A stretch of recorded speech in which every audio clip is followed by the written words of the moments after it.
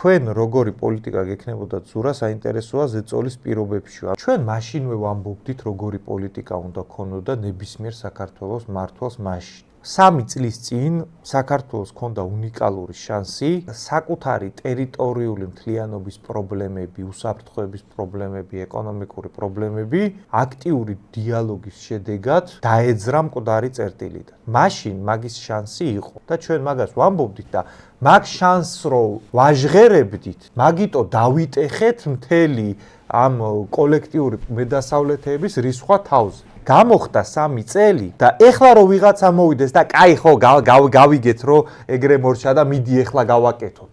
ეხლა კი აღარ გამოვა ეგ. 3 წლის წინ რასაც ვამბობდით რომ მაშინ კეთებადი იყო, ეხლა რავი რომ მოიგო რუსეთმა და ტრამპი რო უკრაინის პრეზიდენტს ეჩხუბება და რავი ეხლა ამერიკა და რუსეთი ერთად რო უკრაინას ინაწილებს, ეხლა აღარ გამოვა იმის გაკეთება რაც 3 წლის წინ შეიძლებოდა რომ გაკეთებულიყო. უბრალოდ მაშინ თავრობა ყავდა რომელიც ერთადერთი იმაზე ნერვიულობდა რომ მისი პირადი პოლიტიკური მდგრადობა შენარჩუნებულიყო, ანუ სტრატეგიულად არ იყურებოდა წინ და ამიტომ ეგ ისტორიული შანსი ხელიდან გავუშვით ჩვენ.